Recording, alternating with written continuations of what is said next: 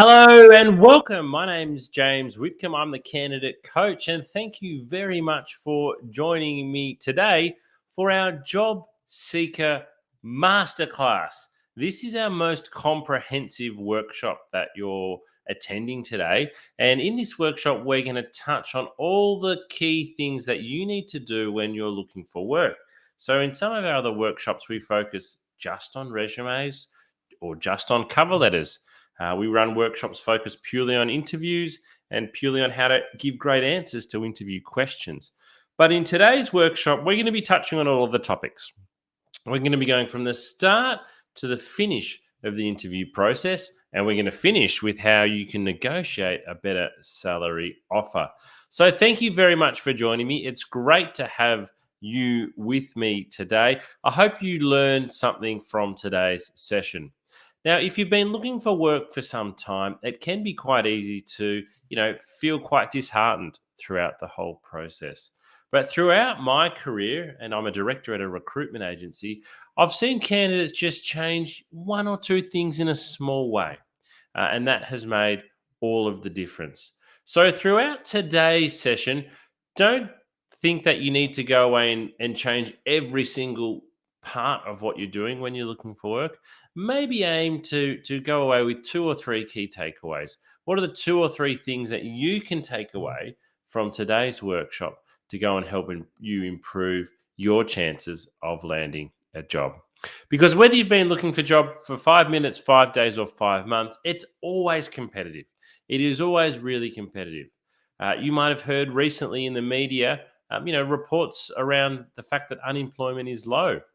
And that is correct. Unemployment is low. However, regardless of whether unemployment is low or unemployment is high, it is still really competitive when you are looking for work. It is still a really competitive process. And so if you can learn a couple of tips, then that's going to help you on your job seeking journey. All righty, let's get stuck into it.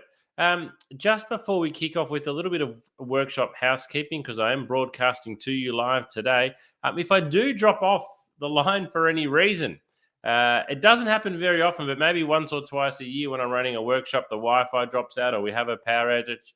If something like that happens today, please hang on the line and just wait for me to rejoin. Take lots of notes.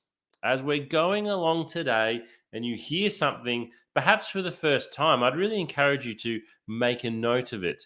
And the way you hear something for the first time and the way you receive that message is really powerful.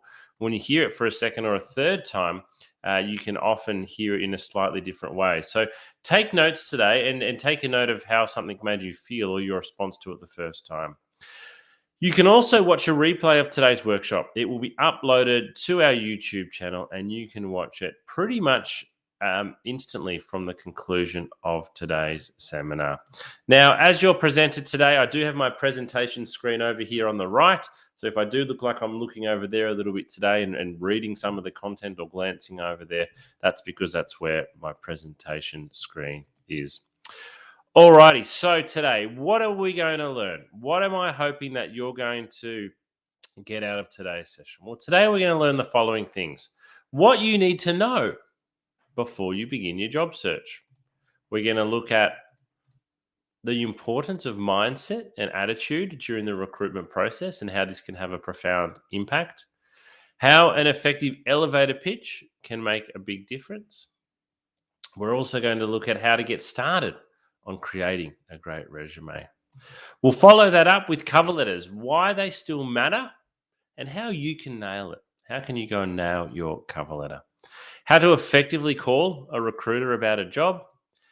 Interview preparation. We'll spend a fair bit of time today on interview preparation, video interview preparation, and how you can give great answers to interview questions.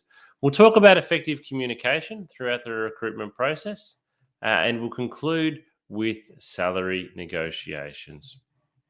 Alrighty, a little bit about me, your presenter, James Whitcomb, before we kick things off. Who am I? What's my background? And I guess why am I presenting to you today? Well, to begin with, I'm a director at Smart Recruitment. We're an award-winning recruitment agency and we have offices in Melbourne, Sydney, Brisbane, and Adelaide. I've been in recruitment since 2005. And over that time, conducted well over 3,000 interviews and over 600 group assessments. I think in that time, I've probably read over 100,000 resumes and 50,000 cover letters and placed over 1,000 people into work. And I launched the Candidate Coach, the platform that we're meeting on today, about 2 years ago, because we wanted our platform for you, the job seeker, that was accessible at any time. Not something that you had to dial in, dial out of, not something that you had to go and physically meet someone. So we kind of timed it well with COVID coming along, and we launched the Candidate Coach in December 2019. Alrighty, let's get stuck into our first lesson. What do you need to know before you begin your job search? What do you need to know? Well, first of all, planning will save you time, planning will save you effort, and planning will save you sanity. So I want you to have a think. What type of work do you actually want to do? This is often one of the first opportunities you will have when you're looking for work to actually reassess your career. Now, what a lot of people do is they finish their job for whatever reason as an accountant or as a customer service rep, and they go straight back out and apply for that exact same job. But I'd like to ask you the question, is that the type of work you want? What types of, when you were in your actual job, what were the tasks that you enjoyed the most? And what were the tasks that you enjoyed the least? I'd really encourage you to try to find a job that has those tasks you enjoyed the most. Maybe it's specializing within that field. Maybe it's doing something a little bit different. But this is actually an opportunity for you to do a little bit of an assessment on what you want to do. I'd also encourage you to think, where are your skills and experience going to be most valued? What do I mean by that? Well, put yourself in the shoes of a recruiter. Who would want to hire you the most? Who would want to hire you the quickest? A lot of the time, it is thinking about, okay, these are the skills I've got. Which company or which job is looking for these skills? Particularly if you want to find work quite quickly, think about who would be looking for you rather than what you are looking for. So we've got the chance to reassess, but if we're looking for work quite quickly, let's think about who would be looking for somebody like us. And a lot of the time, it's the competitors of your last employer, or it's within that same industry. So what I really want to tell you to do is to stop applying for roles that you're not interested in. Stop applying for roles you're not skilled for or qualified in. It is so easy on the job boards to go out and apply for 100 jobs in a day. It really, really is. Click apply, click apply, click apply. But all that is doing is probably decreasing your chances, to be honest, of getting a job, because you are wasting your time applying for jobs that you're not qualified, skilled, or interested in. All right. Number 2, researching your job market thoroughly will allow you to be a smart and targeted job seeker. What do I mean by researching your market thoroughly? Well, let me ask you a question. How many jobs are advertised at the moment in your industry? If you're looking for a customer service role, there will be thousands. If you're looking for a mechanical engineering job, there might only be one at a time. So before you rush out and start applying, and even if you're not, sit back and take a look. Because if you've only got one job being advertised that you're interested in, you better put in a really good application. Whereas if there are more opportunities available, perhaps you can be a little bit more picky with those that you are applying to. But what's really important here is that you get an understanding on the lay of the land for the jobs you want.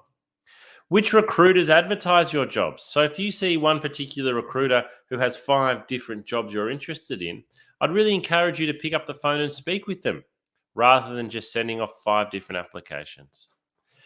And my rule is 2 jobs per day. I think you should only be applying for 2, maybe 3, but 2 jobs per day. The reason for that is, as you'll find out today, I want you to put in effort to every application. I want you to customize your resume and cover letter. I want you to research into the company and the position before you apply. So I want you to have a short list of jobs, but you can only apply for 2 every day. Now you might be thinking, oh, well, that's a bit of a waste. I'm really wanting to find work. Well, applying for 2 jobs a day is still 14 jobs a week. It's still 60 jobs a month. And when we get to that point, when we start applying for jobs for several weeks, you can lose track of what you've been applying for. And recruiters want to know that you're aware of what you've been applying for. So 2 jobs per day. Stop rushing out to apply for as many jobs as possible, and let's start approaching it more thoughtfully. Let's be more thoughtful, more discerning in our approach. Uh, and I'm not saying that, one of the things that could be hard is you might go, hey, there's so many jobs I'm interested in. I could easily apply for heaps. Well, I want you to then be a lot more thoughtful about it and say, hey, okay, yes, there's 100 jobs here you'd be happy to do, but which are the top 10 that you'd most want? And then of those top 10, which are the 2 that are the absolute standouts? And thirdly, the way you handle rejection may help you actually land a job. It sounds really silly, but you are going to get rejected a lot, and then you're going to get rejected some more. And some of you attending the workshop today might have been rejected for 6 to 12 months. You might have made hundreds of applications. It is really hard to maintain a positive outlook when that's the case, but if you can do so, it will allow you to move from one application to the next quite easily. Alrighty, how are you feeling today? Let me ask you a question. If you had to pick from this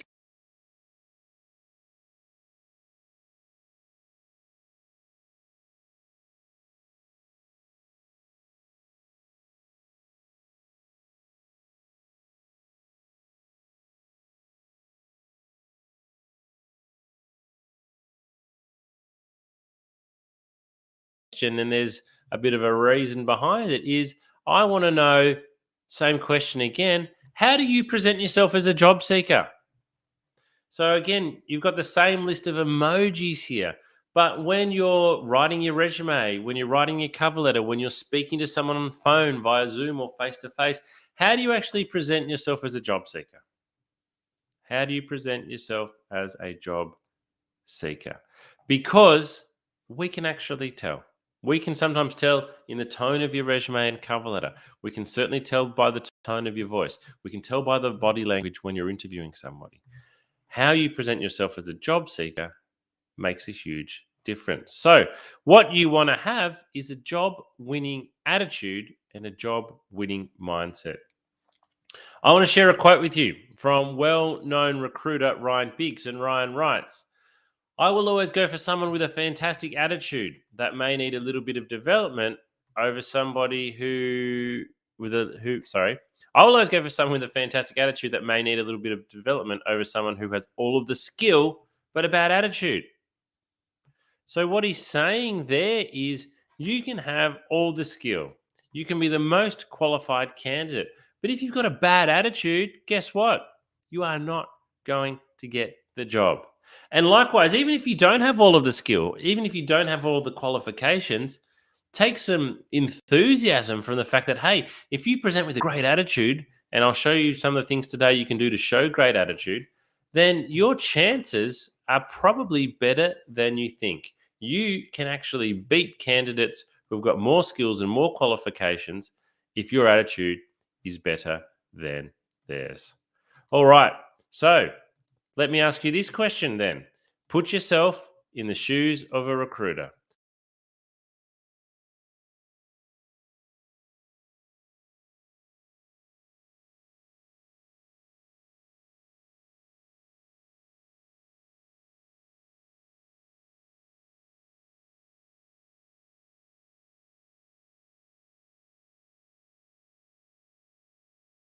How do we actually show it? Well, first of all, you can choose to be positive. You can actually choose. It's your choice. Before you pick up the telephone, before you walk into a room, you can choose what attitude you are bringing to that room. So before you apply, think, I'm going to be positive. I'm going to put in my best application here today. I'm going to do a really good job. Before a phone interview, just remind yourself, okay, you might have had a really bad day, but just think, okay, I need to take a breath. I need to take a moment, and I need to show the very best version of myself here. I need to show the very best version of myself here, and not, let my bad morning come across on the phone. And certainly before a face-to-face interview, you need to go in and present yourself well presented, well dressed with positive body language.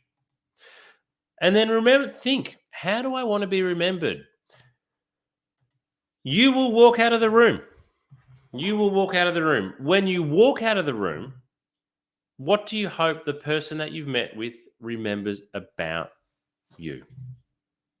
Have a think and think about how you can work that backwards.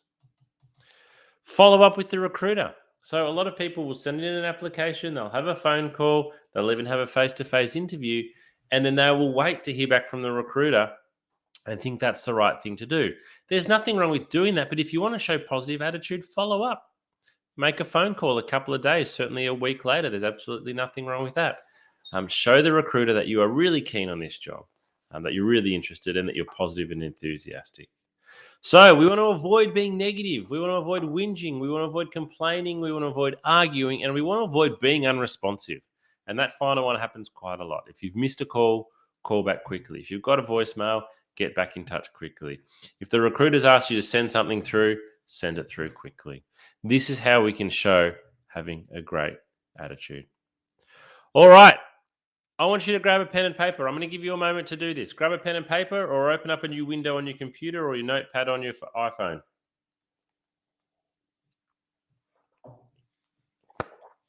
I want you to write down the following.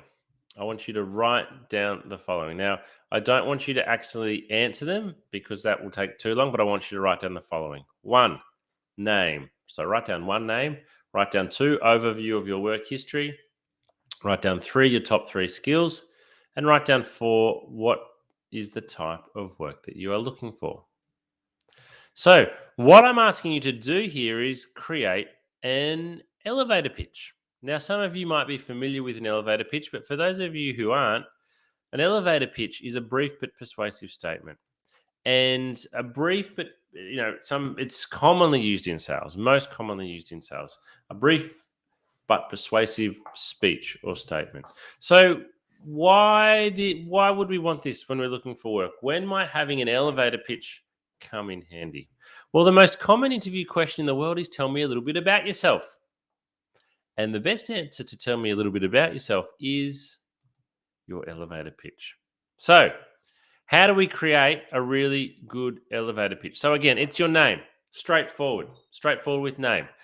Number 2, it's an overview of your work history. So when I say overview, that's what I mean. It's not a full detailed rundown. We need to go through our whole elevator pitch in about 30 to 60 seconds.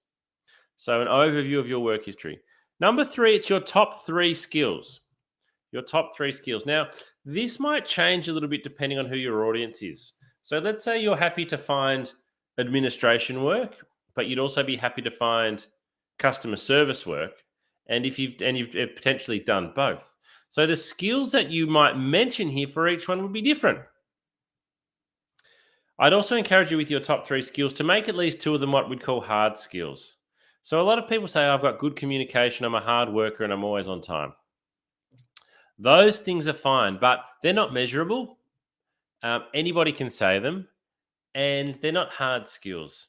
So if you were going for an administration role, you might say that one of your top 3 skills is your typing speed is 80 words per minute at 95% accuracy.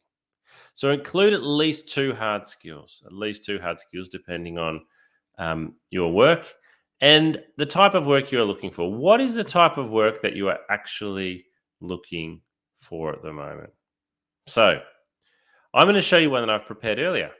I don't want you to be intimidated by this in any way, though, because as I said, I've been in recruitment since 2005, and I coach people on how to write a really great elevator pitch. So my elevator pitch should be really good. All right, here it is. If I was looking for work at the moment, this would be.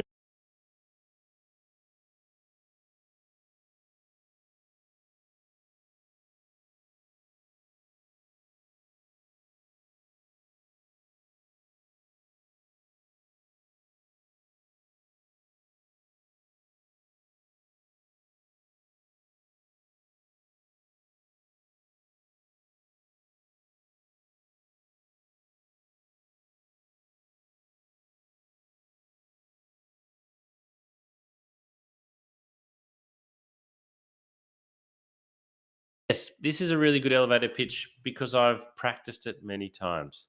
So what I want you to do is to go away and create your elevator pitch. Go away and create it. Write down your answer to those 4 things and then rewrite it several times until you get it to the point where it's as good as it can be. Till it's as good as it can be, till you're really happy with it. I didn't just create my elevator pitch on the first attempt. I rewrote it several times. Once you've got to the point that you're really happy with it, I want you to have several copies. I want you to have a copy saved on your phone. I want you to have a copy stuck on the fridge or on the kitchen bench, maybe a copy printed out in your handbag. The reason being, if someone calls you about a job and says, look, just tell me a bit about yourself to start off with, you're going to think, oh, that's my elevator pitch. And then you're going to think, what is it again? And if it's on the kitchen bench in front of you and you've just got to look down, it can get you started and off you go. And then finally use it. You create your elevator pitch so you can use it. It is a great way. It is an absolutely fantastic way, because when we say to candidates, tell me a bit about yourself, a lot of candidates go, would you like to know about my work, or would you like to know about me outside of work, or a bit about myself? I've been working in finance for 7 years. And it is a really friendly question in some ways, and it's a bit of an icebreaker, but don't drop your guard. This is your first opportunity to create a great impression. And if you come with a great first impression and give a really good elevator pitch type answer, the recruiter's impressed very, very quickly. And you're up to this level. Whereas if you have a bad first answer, you're down here. And whether you start down here or whether you start up here, it's much more likely that's where you're going to stay wherever you begin. So begin up here, and it's easier to stay up here. Begin down here in your interview or your first impression, and it's really hard for you to get back up there. Alrighty, I've got a question for you. How long do you think a recruiter spends reading your resume? How long? You have spent hours, days, weeks, months, years. Some people's resumes have evolved over time. It might have started 10 years ago, 15 years ago, and then you add each job to your resume. So it's kind of become this document that you work on all the time. You've spent a lot of time on it. How long do you actually think recruiters spend reading your resume? Well, I'm going to give you the answer right now. 7 seconds. Eye tracking study shows that recruiters look at resume for 7 seconds. I've got to tell you, that's not a great stat, is it? That stat is certainly not great for job seekers, and it's a stat I'm probably a little bit embarrassed about as a recruiter. I don't think that's something that we can be proud of. It is important for me to point out that 7 seconds doesn't mean that they stop reading at 7 seconds, but it's at the 7-second mark where the recruiter decides whether or not to keep reading your resume. At 7 seconds, they decide whether or not to keep reading your resume or whether they're going to move on. So we've got a very short period of time here where we really want to impress the recruiter. So we can complain all as much as we like about this stat, but it's not going to change it. So we need to know how to make our resume stand out in 7 seconds. So let's look at this article in a little bit more detail and see what we can learn. So I'm going to read the second 2 dot points here. Resumes that succeeded in capturing the recruiter's attention featured simple layouts with clear section and heading titles. Resumes organized by E or F pattern. I want you to think about a piece of paper with a big capital E or a big capital F. So I've got stuff coming across and then stuff going down the side coming across. They're the ones that did well, especially when they utilize bold titles and bulleted accomplishments. So that paragraph tells us what we need to do. Simple layouts. We need white space, we need headings, and we need bullets. Resumes did not fare well when they're hindered by cluttered layouts. A lack of white space on the page, multiple columns and long sentences. A lack of section or job headers also turned off recruiters, as did text that didn't flow or draw the eye down the page. So your resume, you want to be rich with information, but we need to leave white space. We also need to have headers. We don't want it to be too cluttered, and we want to use dot points and not just big slabs of text. So it's not a great stat, but we can all learn something from it. Okay, I'm going to give you a little bit of an insight into effective resume writing. Today, we're not going to go through a whole resume from start to finish. That's a separate workshop that we run. Keep your eye out for that one. But I'm going to show you how you can get started on it. So first of all, what is your resume? Well, your resume is a factual account of your employment and study history.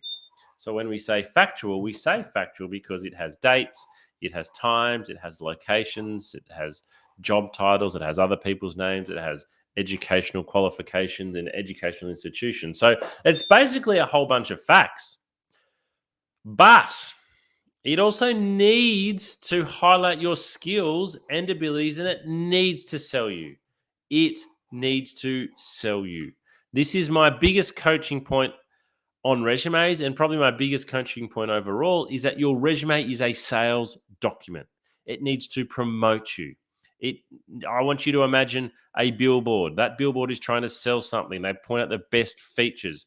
Your resume is the same. Your resume needs to sell you. It needs to promote you. It needs to say to an employer, look at me, buy me. It needs to have the very best aspects of you on it. Now, recently, my brother sold his property, and they spent a lot of time, getting ready for the sale of the property, and they had a professional photographer came in. And when I looked at the photos of his property, I thought, wow, look at that photo. The photographer has done an amazing job here in capturing the property at its absolute best, showing that, using the camera in the perfect position to capture it at its best. So the photographer didn't do anything false there. There was no lies, there was no trickery, but he took photos from the best positions to really highlight and sell the property. That's what your resume needs to do.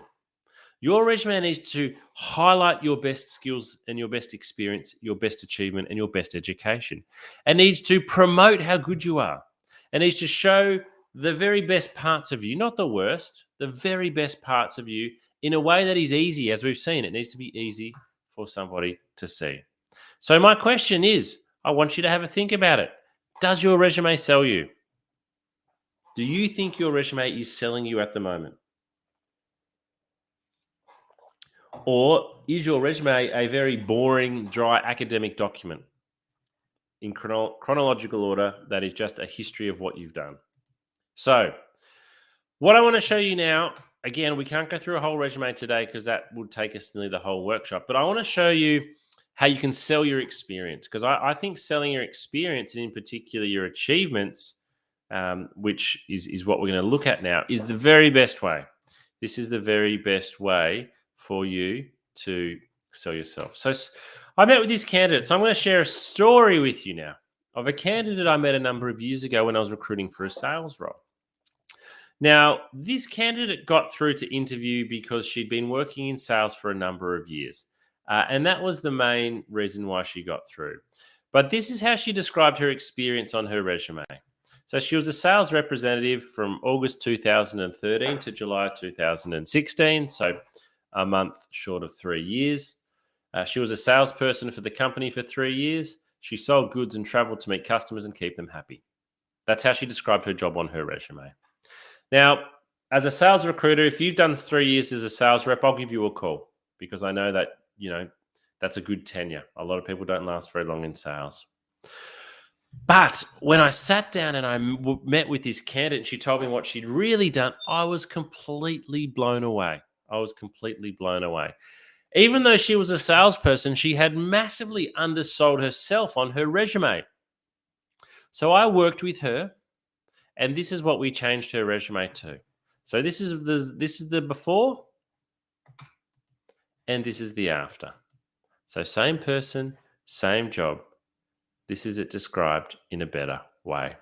So what you'll see, first of all, we've got 2 bold headings. So we've separated responsibilities from achievements. We've got lots of dot points, short sentences that are easy to read. Now, I've used 9 dot points for responsibilities here. In 2022, that's probably going to be too many. I would probably go more with 6 or 7. But we've separated responsibilities from achievements. Now, I won't read through all those responsibilities. You can cast your eye down there now. But what I really like about this is, by reading the way we've put these responsibilities, it's easy to get an understanding of exactly what she did. Things like this third last dot point here: attend at least 3 new business appointments per day. Salespeople often attend business appointments, but what I really like here is we've used the number 3 per day. 15 per week. That means 60 per month. I've got a really good understanding there of how many appointments she went to. Whereas if she just attends new business appointments, I don't know whether you're doing one an hour, one a day, one a week, one a month, one a quarter. But it's the achievements part here where we really sell ourselves, where we really sell our experience is under the achievements. So this person had been salesperson of the year in 2014, exceeding their sales budget by 21%. Now, you're not going to believe this, but for being salesperson of the year in 2014, this candidate was given a brand new car. She was given a brand new car for being salesperson of the year. She's the only person that I've interviewed has told me that they have won a car for being a salesperson. That is how good she was at selling. Now, on her previous version of her resume, though, she didn't have this listed. And she's got her other achievements listed there. But the point is, if you don't have it on your resume, the recruiter will never know. You've got to sell yourself. You have got to sell yourself. Now, you might be sitting there thinking, James, look, it's all well and good for sales. Sales, for example, we've got targets, we've got achievements. I've only worked in customer service, so maybe I've only worked in a library. So if you're struggling to think of achievements, let me ask you a question. What were you doing when you ended the job? What tasks, what responsibilities, what duties did you have when you ended the job that you didn't have when you started? Because if you've been asked to do extra duties and responsibilities, you could list them as an achievement. Maybe you've been asked to help train and onboard people. List that as an achievement. Maybe you've been given the keys to lock up the library at the end of the day. You're able to put the security alarm on and do those types of things. If you weren't doing those at the start and you're doing those now, there's an achievement. Maybe all you can think of is, hey, I often get asked to cover people's shifts. Put that down. Put down at least 2 or 3 things. In some ways, it's about showing pride and showing understanding of doing a good job. The other thing I would like to share with you in terms of resumes is how that it's okay to make your resume visually appealing. So we're going to go to a website now called Canva, canva.com. I use a paid version, but what I'm going to show you now is free. And if you go into Canva and type in resume or resume template, what you'll see load up on the screen now is a whole, I'll get rid of my camera.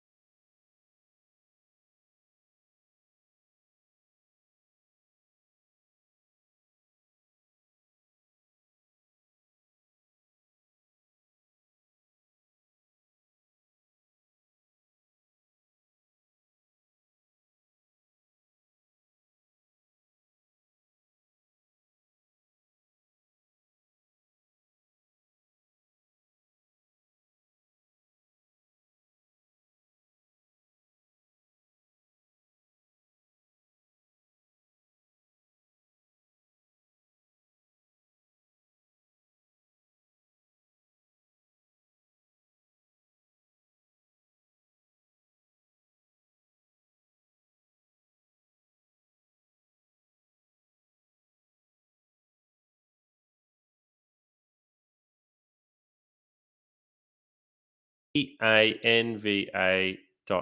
canva.com. You can do most of this on a free account. All right. So my summary for you for resumes is sell your skills, sell your achievements and your experience, but your achievements are the main one. Sell, sell, sell, sell, sell. Make your resume easy to read. And this can be really hard because for a lot of people, we're thinking, oh, how do we cram, so much, I've got so much that I want to get onto my resume. But you don't need to get everything onto your resume. Less is more, and it's the recruiter's role, to ask questions about, filling in the gaps. It should be it should be visually appealing, and it's okay to be bold. Okay, it's okay to be bold and use something like Canva, and it must be tailored for every job. This is so important. All right, this is so important. If you apply for 5 jobs a week, even if they are all the same job title, let's say customer service for argument's sake, they are still for different organizations. The jobs are still slightly different. You can only list 6 dot points, and 2 achievements. Make sure you are listing the things that are relevant to the job. Read the advertisement. What they are asking for in the first 2 or 3 dot points in particular is really important. Make sure you have that on your resume. Make sure you have that on your resume. Alrighty. We're going to move now from resumes to cover letters. Cover letters. And I've got a question for you. I want you to answer this in your mind. Are you submitting a cover letter with every application? Because some recruiters read cover letters before they read the resume. Now, a lot of people enjoy saying, hey, cover letters are dead.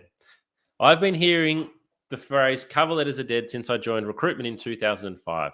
Guess what? Cover letters are not dead. They never died. They're still here. At Smart Recruitment, like most places, you can still submit one with every single application. People hate writing cover letters. Not all recruiters read them. I'll be honest there, not everybody reads them. But some recruiters will read them first. Your problem is you don't know who you're sending your resume to.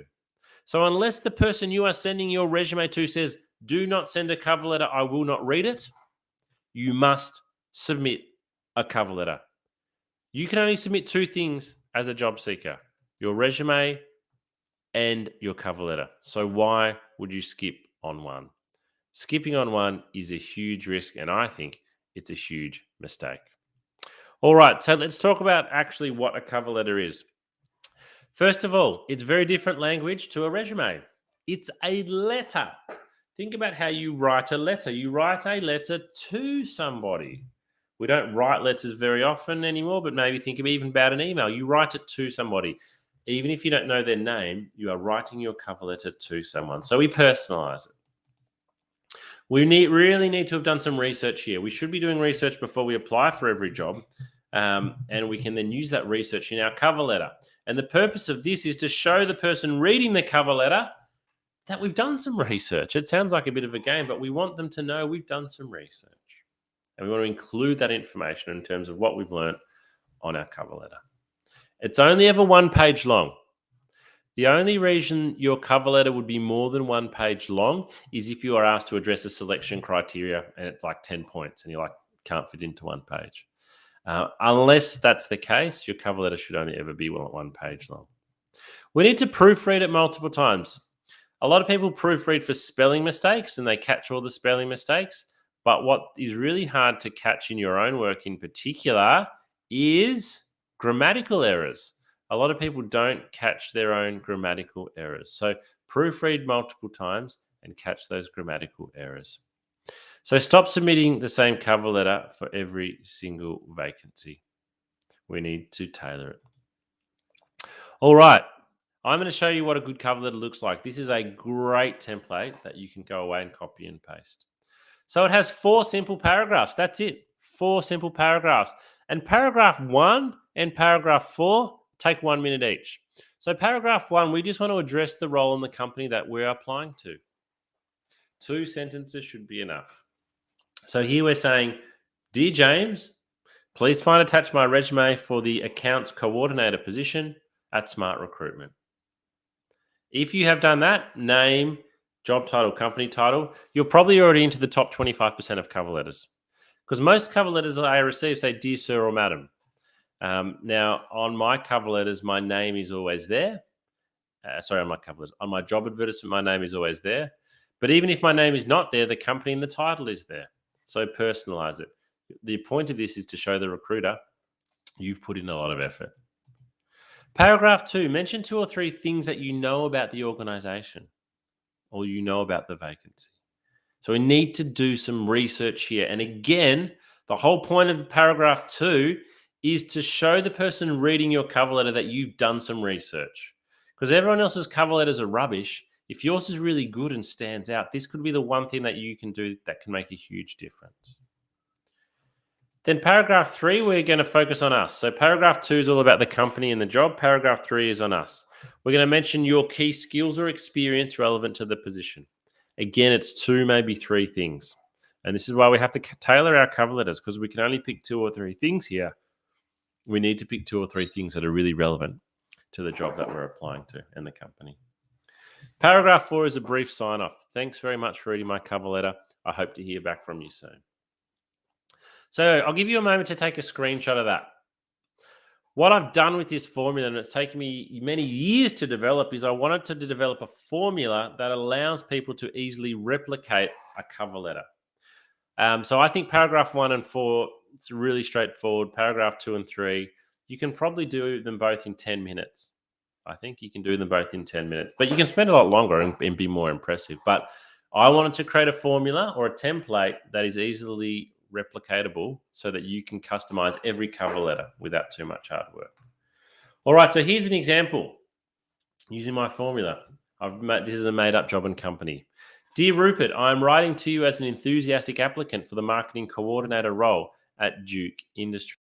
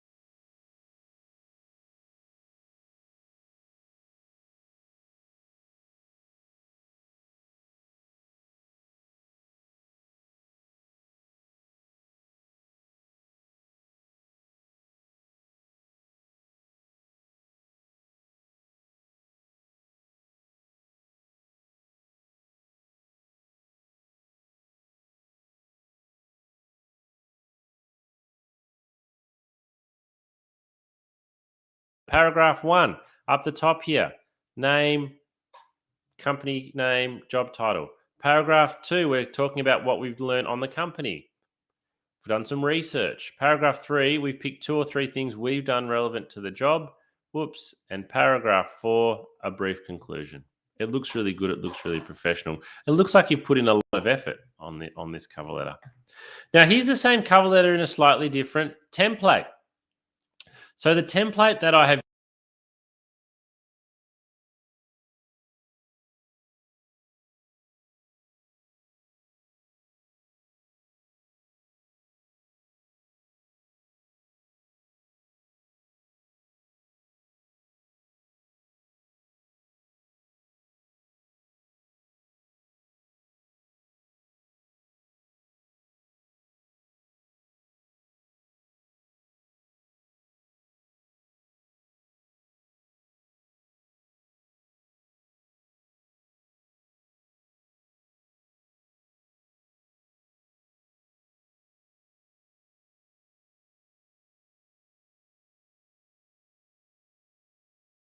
own personal brand. Alrighty, we've come so far. Let's go a little bit of a recap on today. We've talked about researching and finding the right role. We've gone on how we can create a great elevator pitch. We've done that. Maybe we've had a phone call even. We've been able to put our elevator pitch into practice. We've tailored our cover letter. So you found those 2 jobs that you're going to apply for. You've done some research. You've tailored your cover letter to the job. You've created your awesome cover letter as well, and you've tailored that. So you've done a lot of work so far. You've clicked apply and you've sent your resume off. Now what? Now what are you doing? Tomorrow, what are you doing? What's happening with this application? What do you need to do? It's been 1 day now. It's been 2 days. It's been 3. It's been 5. You haven't heard. What should you do? Well, I think you should pick up the phone and make a call. Pick up the phone and make a call within 24 hours of applying. I know what you're thinking. Are you mad, James? Picking up the phone and calling somebody about a job they've got advertising is really scary. It can be really intimidating. But I'm not mad, and you need to be brave. Particularly if you've been looking for work for some time, I would really encourage you to make a well planned and organized phone call. And I'm going to show you how to do it. I want you to consider the following scenario. When I'm in my recruitment office in Melbourne and I sit down and I've got 10 or 12 recruiters around me, they're busy on the phone, they're doing phone interviews, they're reading resumes, they're walking in and out of face to face interviews or Zoom interviews. They've got lots of resumes to read. If the phone rings and they pick it up and say hello, and it's you on the phone, even though they've got 100 resumes to read, guess what? We're speaking with you now. And if you sound organized and if you've got some really good questions, I might bring up your resume while we're speaking. So I'm not looking at those 100 resumes anymore. I'm looking at your resume. And what you're actually doing here is if you think everyone's getting 7 seconds of resume exposure, but if you can speak to the person on the phone, you might get 3 minutes, 5 minutes, 20 minutes. You are significantly increasing your exposure. Now, exposure doesn't mean you're going to get a job interview or get a job. What it's going to mean, though, is you get a lot more consideration. And it also means that assumptions or incorrect assumptions might not be made. So I'm not mad, and I'd really encourage you to be brave. But what we cannot do is make a bad phone call because our exposure then will have a bad outcome. So this is what we need to do. How do we effectively call up a recruiter about a job? So first of all, we need to know the name of the person we're wanting to speak to. And we need to expect them to answer the phone. This sounds really silly, but a lot of people say, I never can get a recruiter on the phone. And when they do answer, the candidate's like, sound organized. Think about your first impression. If they don't answer the phone, the first call, leave a voicemail.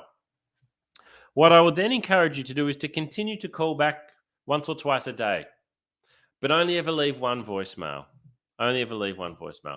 Ideally, you're just hoping to catch them when they're sitting at the desk and they pick up the phone. Number 2, we need everything printed out in front of us. So we want resume, cover letter, job advertisement, elevator pitch. We want it all laid out in front of us. The reason being is you're going to feel nervous. And when the recruiter asks you a question and you're not really sure, if you can just look down and you can see your elevator pitch or you can see some of your skills written on your resume, it's really going to help you. You want to be familiar with the position, familiar with the advertisement. You need to have done your research. So we've talked about this with your resume and your cover letter. You need to have done your research, okay? And you want to have those notes in front of you as well. You want to be clear to the recruiter with which role you're referring to. Some recruiters might be sitting over 50 different vacancies, from recruiting a CEO to a marketing manager to a sales operations person to a data analyst to a chemical engineer to a mechanical engineer, a Java programmer, a nurse. Could be recruiting all these jobs. So you need to let the recruiter know early on, I'm calling up to discuss the occupational safety vacancy. Let them know early on. Now, this is the most important point. Have 2 or 3 questions prepared and written down in front of you and practice them before you call. Actually, I'm going to change that. I'd say have 5 questions written down just in case 2 or 3 of them get answered and you don't get to ask them. The purpose of these questions, though, is to do 2 things. 1, to help you show off, sell yourself, but 2, to show you've done a lot of research. So go onto the company website, go onto their careers page, go onto their social media, look through the annual report, write down 5 questions. And so when you're on the phone and you call up and the recruiter says, hello, it's James speaking, you can say, hi, James, I've just applied for the occupational safety role. I've got a couple of questions. Do you mind me asking? And the recruiter will probably say, sure, what are your questions? Now, if you ask a couple of great questions here, I guarantee you the recruiter's going to go, oh, that's a really good question. They're thinking, this candidate's done their research. I'd actually know the answer. This candidate's really done some research into the job and the position. They then start thinking of you very, very differently. They start thinking of you very highly, very quickly, just because you've asked a couple of well prepared questions. Keep the call brief, but be prepared that it could go for longer. It might go into a full phone interview, or that you might catch the recruiter when they've literally got another appointment in 2 minutes' time. And finally, if you're not feeling confident, then practice. Like with interviewing, practice makes perfect. Practice makes perfect. I think as the candidate coach, this is the biggest difference that you can make if you're struggling to get to interview stage, is to call up effectively in a prepared way and ask a couple of great questions. Give it a go. You'll need some patience. You'll need some persistence. It might take a lot of calls to get through, but I guarantee you, if you do, and if you ask a couple of good questions, you will increase your chances of getting to interview. So what's with all the research? I'm asking you to do a lot of research at the moment. I want to share a quote with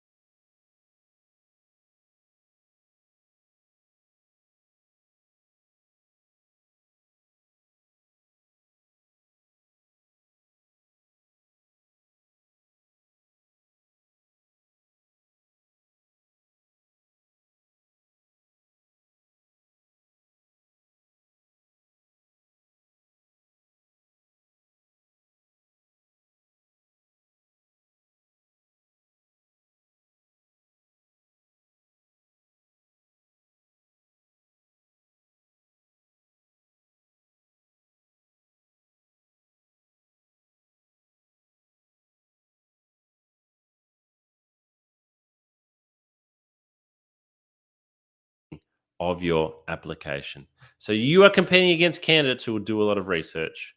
You need to do research just like they do. So when do we research? Well, even before applying, we need to go to organizational websites, careers pages, Google the organizations. But for bonus points, see if you can find something in the news. See if you can find something that's topical, particularly if it's a really large organization. You might be able to find something that's really topical on them at the moment. I am always impressed when a candidate can tell me something or ask me something about it, the company I'm recruiting for, that I don't know. And then let's research the position. So we really need to read and understand the job advertisement. And if we've been asked for an interview, ask for the position description and read and understand that. Try to understand where the position fits into the structure of the organization and how it adds value. This will really help you stand out. All right. Let's talk about interviews now. So let's take a moment again to pause. Let's go back to the start. We've done the research to find the jobs. We've applied for 2 jobs per day. We're tailoring our resume and our cover letter before each application. We've followed up with a phone call, and guess what? That phone call has turned into being invited in for an interview. So again, it's building blocks here. It's going through the process, but it can feel like a lot of work, and we're only at the interview stage. So we need to keep going. So how are we going to present ourselves at interview? Here's my emoji board again. You probably know the answer by now, but we need to present the very best version of ourselves when we're going to interview. So we don't want to turn up for interview and show ourselves at 50%. We don't want to turn up for interview and go, even if we're feeling rubbish, we've had a bad morning, we've had a fight with our partner, we're upset about something, we've got to leave that all behind just while we're in the interview room.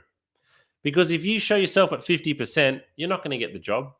And the recruiter can only base their decision on you at 50%. But if you can show yourself as close to 100% as possible, then you are giving yourself the best chance of getting the job. So how do we actually present the very best version of ourselves?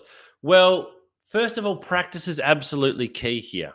Practice, practice, practice, because that helps to give you confidence. We need to mentally prepare for what is going to happen. We need to tell ourselves that we're going to get nervous and that getting nervous is okay. And we need to give ourselves plenty of time. Give ourselves plenty of time. The one thing that ruins everybody's plans when it comes to performing well at interview is running late or running just on time, and it will stress you out big time. Dealing with nerves and anxiety at interview. This is a really big one. So I'm actually going to share a little video with you here from a workplace psychologist on how you can deal with nerves and anxiety at interview.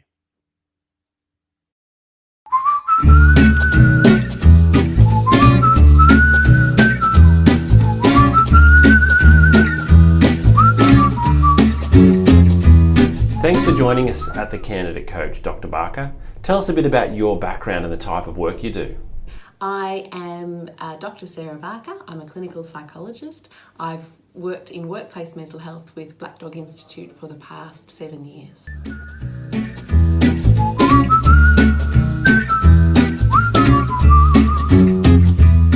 Dr. Barker, why is it common to feel nerves when going for a job interview? We commonly feel nervous, and I would say most people feel nervous when going for a job interview because we feel a lot depends on it and that we're going to be evaluated as well. So nerves are a very, very common response. It's really important to remember that the person who's doing the recruiting also feels nervous as well, because they want to get the right person, and they're also aware that they're expecting people to come in feeling nervous as well. They know that that's a common human experience.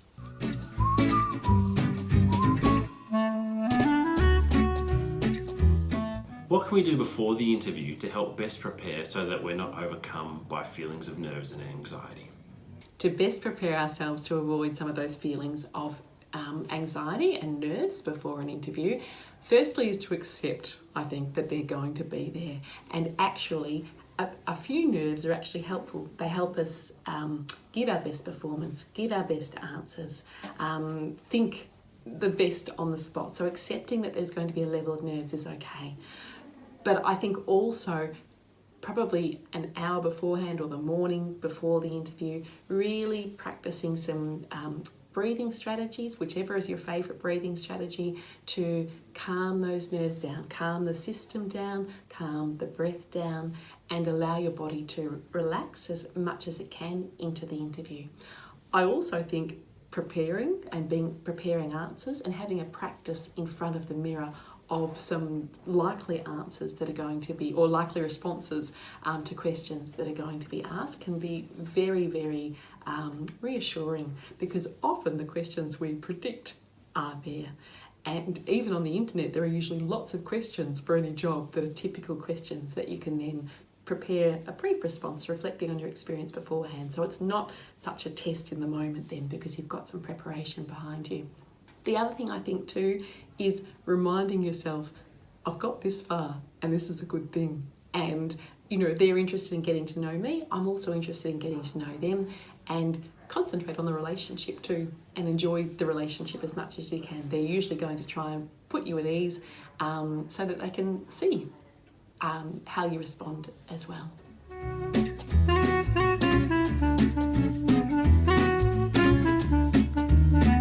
And what can we do during the interview if we feel a bout of nerves or anxiety coming on? It's very common for us to suddenly feel overwhelmed in the moment in an interview.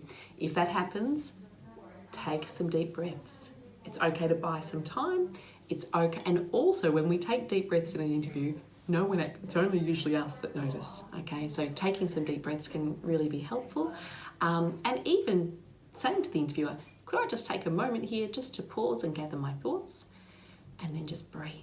Okay, and then when you're ready, come back and say, I'm ready to continue on. And that's a fine way to manage nerves during an interview.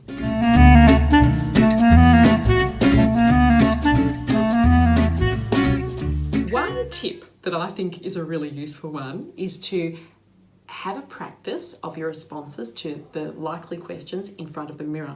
Something you might notice is that the questions you're feeling more confident about, you'll smile more, you'll be more relaxed, you'll, strut your stuff a little bit as you respond. You'll notice too, the questions you feel less confident about, you might stop smiling or your face might change.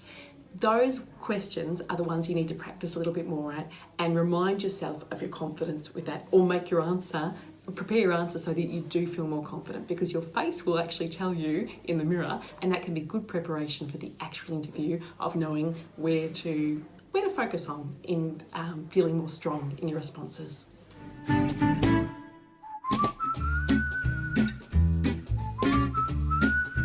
In summary, nerves and anxiety for interviews can be partially managed and avoided by preparing beforehand, using our breathing exercises and techniques to reduce stress so we're going in feeling calmer, and also during the interview by practicing those same skills. Often when we're nervous, we stop breathing or we breathe very shallowly. So if we start noticing ourselves doing that, really being conscious of our breath and paying attention to it and allowing that to carry us through.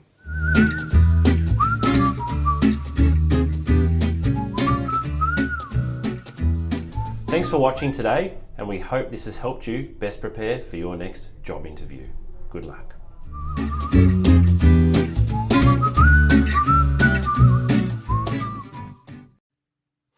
Alrighty, hopefully that video from Dr. Sarah Barker and those tips can be really practical if you really do struggle. All right, let's pretend we've got a job interview tomorrow now. Let's pretend we've got a job interview tomorrow.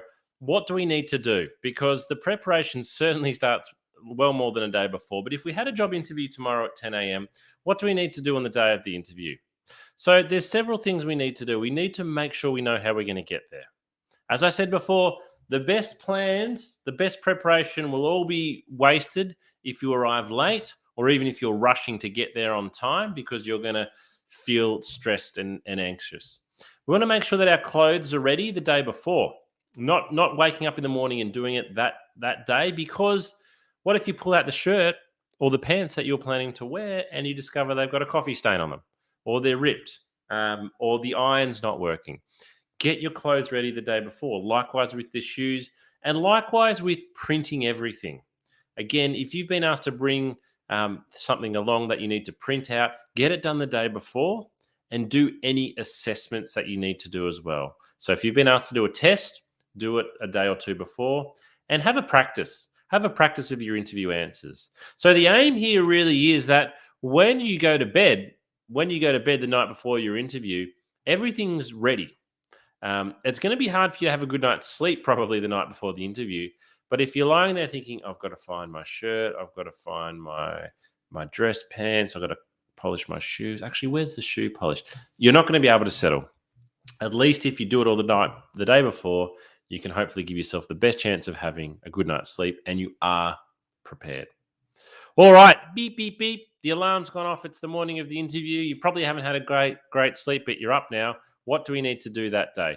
Well, really important is that we need to actually start off by having breakfast. You need a full stomach to give you energy, to get your blood sugar levels going.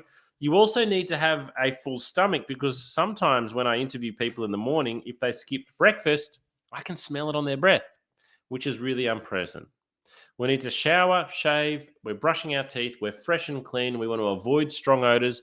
If you are a smoker, try to avoid smoking. However, I would rather you have a cigarette than be really struggling with your nerves. Sorry, not your nerves, with your shaking. Give yourself plenty of time. Take an umbrella, take mints, those types of things, and get to the location 30 to 40 minutes early. But don't arrive at reception. Don't rock up to reception 40 minutes before your interview. Maybe wait downstairs or in your car and arrive at reception 5 to 10 minutes before. Now, take to the interview, we need to take with us a compendium. So there's a photo of a compendium on the screen there now. You can buy one of these from Officeworks or your local news agency for $20 or $30. And by taking this along, you look really professional. Looks professional having this under your arm. I always take a compendium to any business meeting I have. I also take a compendium to any interview. But as well as looking good, it has a practical application. So everything listed below there, you should have in your resume. We want copies of our resume, cover letter, and elevator pitch, just in case. We want some questions written down, a bit like when we're making the call. Let's take some questions we can ask, and yes, you can do this. We want a copy of the ad. Always take along photo ID and payroll information, even if you haven't been asked, just in case when you get there, the recruiter asks you if you've got it and was expecting you to have it, even though they haven't asked, and anything else. So use a compendium. Take this along with you. All right, video interviews. That's what's happening at the moment. How do we best prepare for a video interview?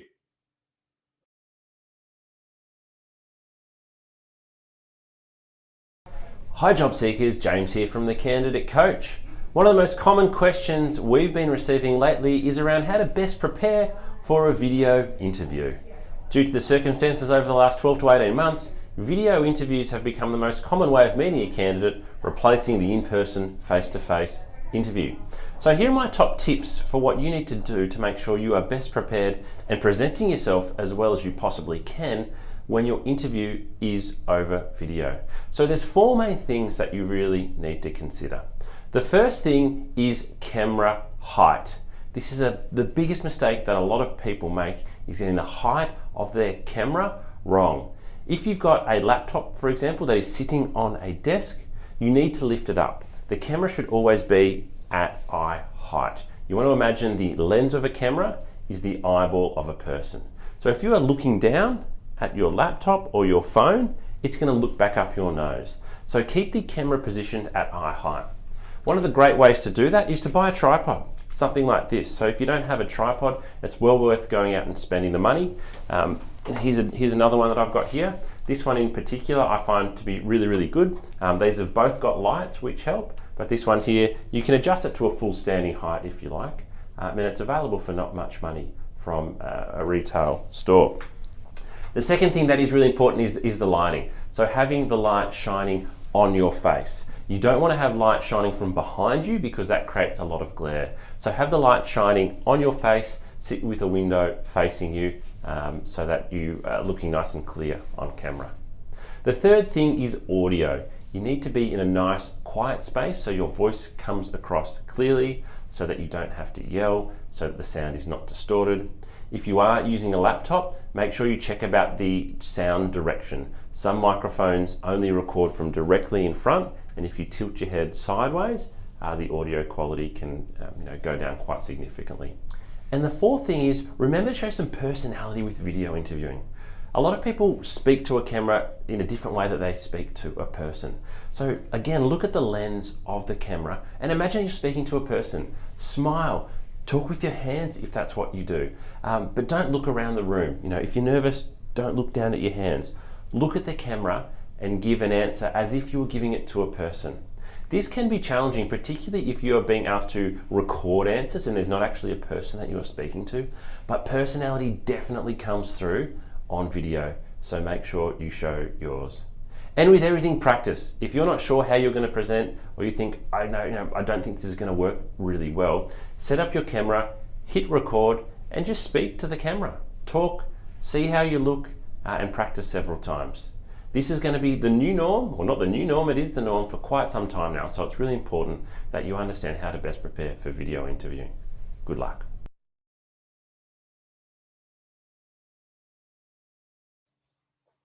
Alrighty. How do we give great answers to interview questions? How do we actually give great answers to interview questions? This is one thing that job seekers, in my opinion, really don't like practicing.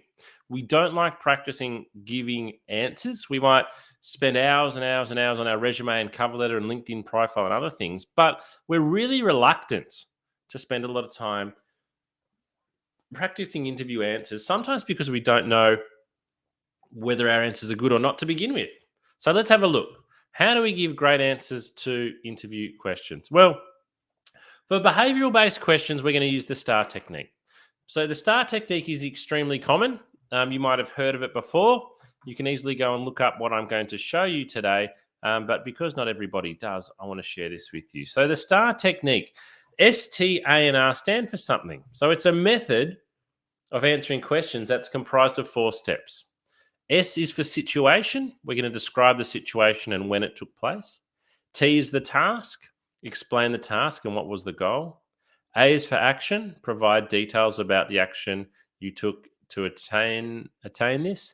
And R is the result. We want to conclude here with the result of the action. So what actually occurred? Now, behavioral-based questions will often be, they will start with, can you give me an example of, or can you tell me about a time? what we're looking for here is we want to see, that's why it's called behavioral based questions. We want to see what behaviors, what characters, what traits you've got, and how you handle the situation. Some behavioral based questions will allow you to shine. They'll allow you to sell yourself. So it might be, tell me about a time when you provided great customer service. And if that's the case, you can use the STAR technique to talk about a time you created great customer service. Well, there might be a question, tell me about a time you worked in a team when the team didn't get along. Tell me about a time when you dealt with a customer who was unhappy.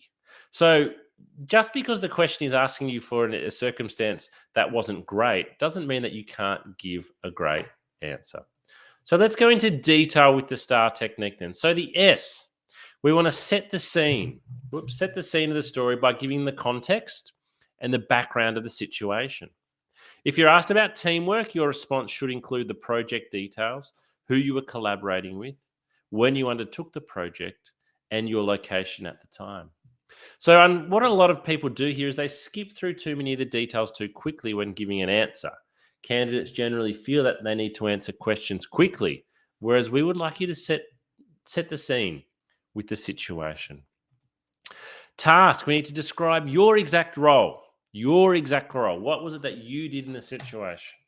We want to make sure that the manager knows what you were specifically assigned to do rather than what everyone else did. So for S for situation, you can talk about where's the team, but T for task is about you. All right, A is the most important part of the story. This is the action. So here you explain how you handled the difficult situation or you conquered the problem. Say whether you did it alone or together as a team. What you're trying to communicate is your assessment of the situation and your response to the problem, as well as how you got the team involved. So what did you actually do here? Share as many details as possible, as it says, so the interviewer can follow you. As you do so, avoid acronyms and avoid company-specific jargon. And then R is the result. So what happened? What was the conclusion? Close the story by stating the positive outcome of your actions and what lessons you learned. If possible, quantify the results and show the effects of your actions. Examples may include a 10% increase in sales, getting repeat business, or saving your team 5 hours of work in a week.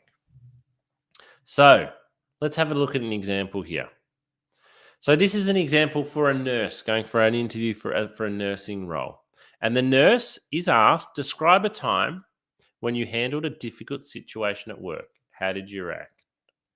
So, situation. In my last as a night nurse, one of my colleagues quit after securing a job with a top private hospital. Though I was managing a ward full of patients, task, I was assigned to this one patient who didn't want to be admitted. He wanted to bolt out of the room. I made myself available. This is the action. I made myself available to the patient, discussed with him the reason he was being admitted, and assured him he would receive 24/7 attention and good care. The patient finally calmed down and agreed to spend the next 3 days under observation. And the result in purple was he was discharged on the 3rd day. And the wife personally thanked me for handling someone she knew to be extremely stubborn and difficult. So S is in red, task is in blue, action is in green, result is in purple. That's how we use the STAR technique. All right, let's say we're out of the interview now. So we don't actually finish with what we're doing in terms of our interview process. I'd really encourage you to email the recruiter, thank them for their time the following day. And if you've been asked to do anything, this is really important. If you have been asked to do anything, you might be asked to send through your reference details. You might be asked to go and complete a test. You might be asked to send through an example of some work. Do it straight away. The clock is ticking. The quicker you do it, the more impressed the recruiter will be. Be responsive. Be responsive here. Alrighty, so we're getting towards the end of today's workshop, but what I want to talk about is how to actually negotiate a higher salary offer. Let's say there's a hypothetical situation. You are hoping for $60,000. $60,000. You've been offered $55,000. So you've got a decision to make here. You've got 3 choices really. Accept the 55, decline the 55, or try to negotiate the 55 up towards 60. So when we're negotiating salary offers, in many ways, what we're really saying is, show me the money. We are wanting more money. We need to be able to ask though in the right way. So first of all, before we even ask, we need to do our research and find out, is this a negotiable salary? If you are applying for a job, for example, at a government organization, it's not negotiable. If you are applying for a customer service role in a bank and there's 500 people already doing that job, the salary is not negotiable. So if you try to negotiate a salary that is fixed, you are going to look foolish. We also need to do our research to know what is the market rate for the position. So it is all well and good that we want $60,000, but what are the other jobs paying? Are they paying $60,000? Or is actually $55,000 actually what the market is paying? We need to do our research before we negotiate. We then need to build a case. So we need to show what we are talking about. So what we would do is, first of all, we would always be very grateful. We would say, thank you very much for the offer of $55,000. I enjoyed the interview and I would love to accept this offer. However, I'm really seeking $60,000 and this is why. And what we would answer to the this is why is, I've got more experience than you're looking for. I've got more qualifications. I was paid more than this in my last job. I'm bringing more than what you were asking. So we can't just say, thanks for 55, I want 60. We've got to build a case. We've got to show that we know what we are talking about and why we want that money. And we need to demonstrate why you are worth more than the offered salary. Why are we worth more than that? As I said, maybe they on the ad they said we want someone with 2 years experience and you got 4. Maybe you've got a degree and that's not asked for. Maybe you're bringing other things to the job. And finally, we negotiate in a firm but friendly manner. You need to expect that if you come to negotiate a salary offer, it could be retracted. It could be retracted. In my recruitment history, I have had 2 types of people when it comes to companies, when it comes to negotiation. Some companies will say they want to negotiate. No way. We've given them a fair offer. If they don't want to work here, we'll remove that offer. That could happen. I've also got organizations that say they want to negotiate. That's fine. Happy to negotiate. It's all part of the process. The concern is you don't know who you're dealing with. And so you do need to be prepared that an offer can be retracted.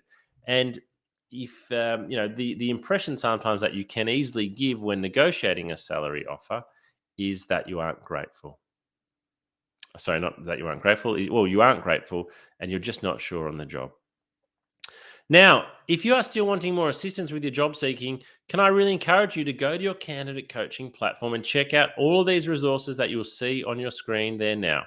We've got video coaching, resume and cover letter templates, interview questions, online practice tests that you can take, checklists, articles, advice for executive candidates, mental health support, more of our live workshops advertised, and this is all available to you for free on your candidate coaching platform. Before I go today, we would love your feedback. We would absolutely love to hear from you. Please, if you can take a moment, whoops, wrong screen there. If you can take a moment,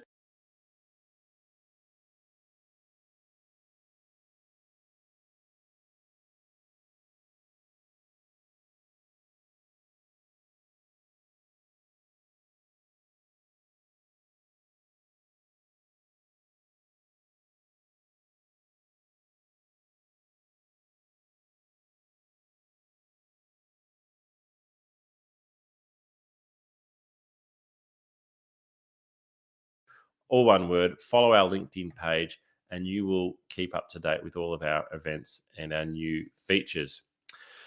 Finally, we're going to finish today with this video. I really want to thank you for joining me for this workshop today. Our final video is potentially our most important thing that you're going to see today. We're going to hear from Dr. Sarah Barker again on how you can look after your mental health when you're looking for work. Because one thing that we've noticed from candidates of all backgrounds, all countries, all nationalities, all walks of life, all positions of seniority in the workplace is that when you come to look for work, it really can affect your mental health. So thank you for joining me today. The workshop will conclude at the end of this video. Enjoy the rest of your day.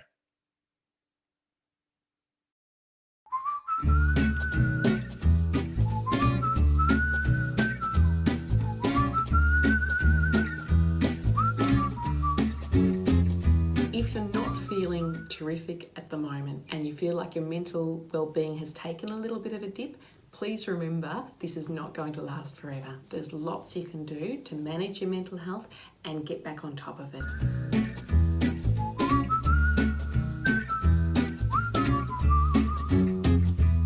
I am Dr. Sarah Barker. I'm a clinical psychologist. I've worked in workplace mental health with Black Dog Institute for the past 7 years.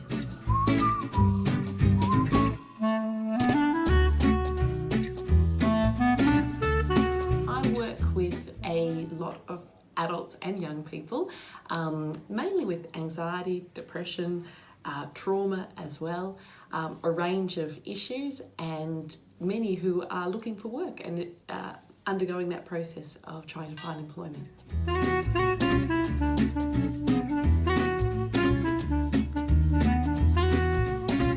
Looking for work causes mental strain because our identity is tied up with our work. Work gives us meaning, it gives us purpose, it gives us company and connection. So it's stressful for lots of reasons, looking for work, and it can take a toll on our mental health.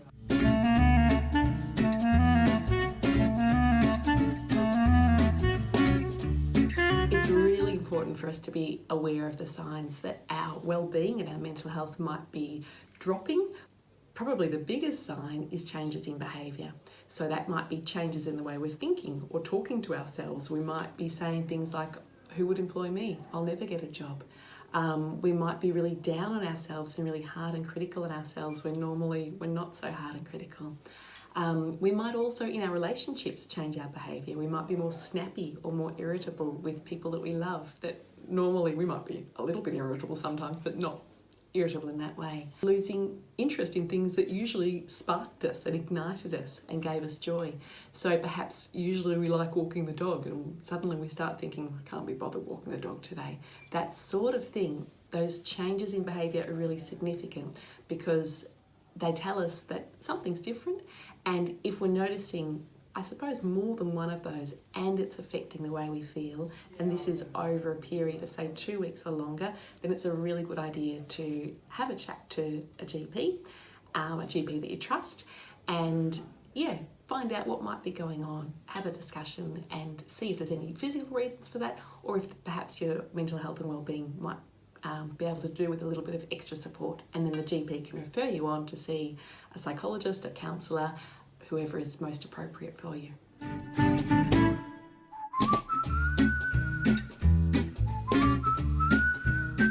There are so many great things you can do to look after your mental health when you're looking for work, and it's really important that you do. My very top tip would be really talking kindly to yourself and being compassionate with yourself. I think when we're looking for work, we can have a lot more questions like, will I ever get a job? Will I ever be employed? It can feel like this could go on forever. So being kind to ourselves and saying things like, it will work out. There will be a day, my efforts will be rewarded. It will just take time. I'll just need to keep trying. Reminding yourself of your strengths. And that might even be tapping into people you love and asking them what your strengths are, because sometimes it's harder to find them when our mood's a bit low and we're feeling more worried. We can be harder on ourselves. I think that routine is really, really important to our well-being. When we're looking for work, we mightn't have such a regular routine because there mightn't be a 9 to 5 start and finish time for a job. Well, there isn't. So instead, thinking about looking for work as a job in itself can be helpful. Having a start time and a finish time can be really helpful, and some set tasks that you hope to achieve that day.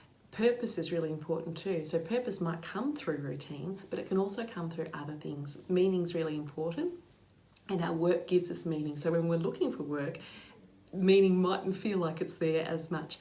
Part of what we can do is infuse those tasks with meaning. So I am doing these things today, I'm looking for work, and that is meaningful in itself because there's an end goal to this. It will be something that's good for me and good for the people that I love as well.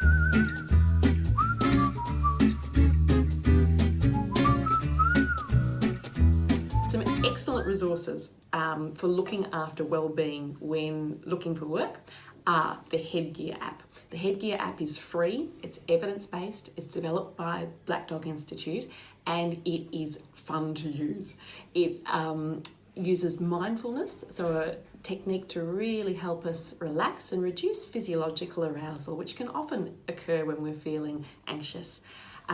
It's got a 30-day challenge, which is just short, bite-sized little challenges to extend your well-being and grow your well-being, and that can be really extra important when we're looking for work. There are also some really terrific resources available through the Black Dog Institute. One of them is a beautiful self-care plan that encourages you to think about your top coping tips, the things that personally work best for you, that are positive coping strategies. Another really good resource is through Beyond Blue, and they've got some excellent resources to look after mental health while looking for work, and also when people are recently out of work as well.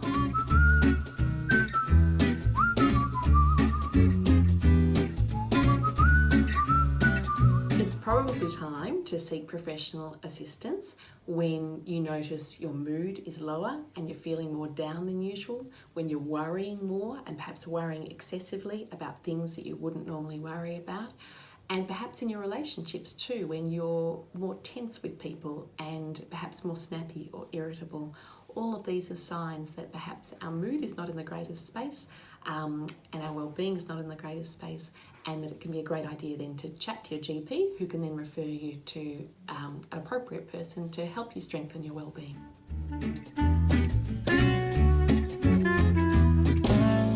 It's very common for people to have a dip, but please know that that's not going to last forever, and that there's lots you can do through looking after yourself, but also through getting access to professional support that can really give you a boost again and get you back feeling good as you're looking for work.